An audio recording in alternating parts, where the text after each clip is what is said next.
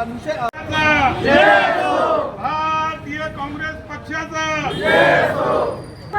मागे झालीच पाहिजे. पेट्रोल डिझेल इंधन दरवाढ झालीच पाहिजे. सर्वसामान्यांना परवडणारी आहे. म्हणजे 8 दिवसामध्ये आपण पाहिलं असेल की ज्या पद्धतीने पेट्रोल डिझेलचे भाव वाढले. पक्षाचा या मोदी सरकारचं करायचं काय, या भाजप सरकारचं करायचं काय, शेतकरी विरोधी सरकारचं करायचं काय, जनता विरोधी सरकारचं करायचं काय. ही दरवाढ रद्द झाली पाहिजे. आज आपले पंतप्रधान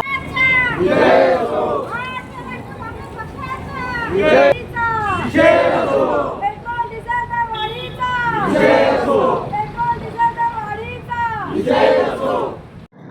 आज भारतीय राष्ट्रीय काँग्रेसच्या वतीने पेट्रोल डिझेलच्या दरवाढीच्या विरोधात इथं आंदोलन, काँग्रेस पक्षाच्या वतीने इथं आंदोलन करण्यात आलं आणि ग्राहकांना, जनतेला आपले पंतप्रधान जसं बाहेर देशात जाऊन मेलोडी वाटत आहेत त्याचा निषेध म्हणून आम्हीसुद्धा इथं मेलोडीचं वाटप केलेलं आहे आणि यापुढे जनतेच्या सोबत राहून आम्ही यापेक्षाही तीव्र आंदोलन करण्याचा आमचा मानस आहे.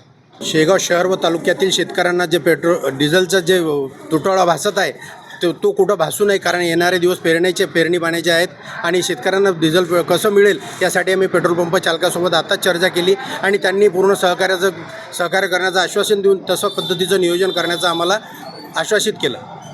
त्या वतीने आंदोलन करण्यात आले. कशाचं आंदोलन? आज आपण पाहतो आहे की संपूर्ण देशभरामध्ये ज्या पद्धतीनं असंतोषाचं वातावरण आहे, शेतकऱ्यांचे कामगारचे दिवस आहेत आणि कुठेतरी त्याला शेतीचे काम करायसाठी ट्रॅक्टर मिळत नाही. तर कारण काय आहे, तर ज्या पद्धतीनं त्यांना पेट्रोल डिझेलचा पुरवठा व्हायला पाहिजे तोही होत नाही. त्यांच्या कामगिऱ्या सोडून त्यांचे ट्रॅक्टर त्या ठिकाणी लाईनीनं लागलेलं आहे. सर्वसामान्य माणूस असेल तोही याच्यामध्ये भरडला जात आहे, त्यालाही त्याचे कामधंदे सोडून या ठिकाणी पेट्रोल डिझेलसाठी लाईनमध्ये लागावं लागते. हा एक बाब. दुसरी बाब ही आहे की गेल्या 7 दिवसामध्ये यांनी 8 रुपयांनी 3दा त्यांनी दरवाढ केलेली आहे. ही सर्वसामान्यांचं कंबरडं मोडणारी दरवाढ आहे. आज आपण पाहतो आहे की देश ज्या पद्धतीनं एक युवा वर्ग असेल या सर्वांना वाटते की आपला देश पुढे गेला पाहिजे, पण यांनी सर्वसामान्यांचे बेहाल करणं लावलेले आहेत. शेतकऱ्यांना वेळोवेळी ज्या पद्धतीनं डिझेलचा पुरवठा व्हायला पाहिजे तो होऊन नाही राहिला आहे. वाढलेली दरवाढ जी आहे त्याचा काँग्रेस पक्षाच्या वतीनं आम्ही सर्वप्रथम निषेध करतो आहे.